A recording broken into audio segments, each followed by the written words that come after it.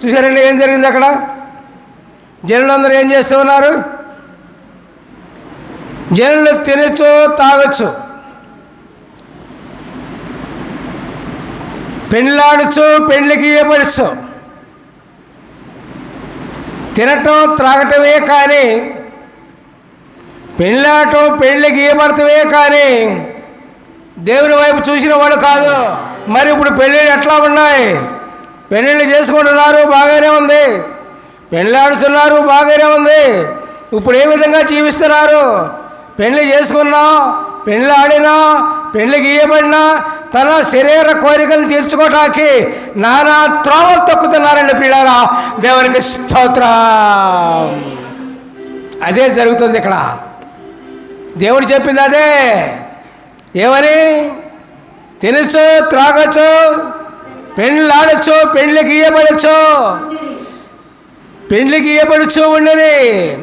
అంతలో జలప్రళయం వచ్చి వారిని అందరినీ నాశనం చేశాను. ఎందుకనండి? ఎందుకని నాశనం చేసిందండి?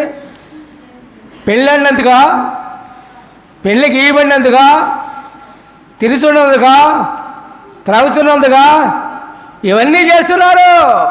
దేవుని వైపు చోట్లా, దేవుని మాట వింటల్లా, దేవుని వాక్యం గురించి వింటల్లా, దేవుడు చెప్పింది చేయట్లా. అందుకనే జల ప్రళయం వచ్చి అందరినీ నాశనం చేశాను. హల్లెలూయా, ప్రైజ్ ది లార్డ్. ఇది ఎప్పుడు జరుగుతుందంట? పైన చెప్పిన వాక్యం ఏంటి ఇక్కడ? ఆ ప్రకారమే మనిషి కుమారుడు ప్రత్యక్షమగు దినమున ఉండను.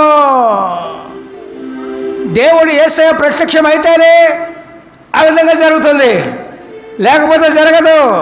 నువ్వు దేవుడిని తెలుసుకుంటే, ప్రభువుని తెలుసుకుంటే, నువ్వు యేసయ్యని తెలుసుకుంటే, యేసయ్య వాక్యంలో జీవిస్తే ఈ ప్రళయం ఏం చేయదు. ఈ జల ప్రళయమే కానీ ఏదైనా కానీ నేనేం చేయదు. నువ్వు పెళ్ళాడినా, పెళ్ళికి ఇవ్వబడినా ఏం చేయదు. హల్లెలూయా, ప్రైజ్ ది లార్డ్.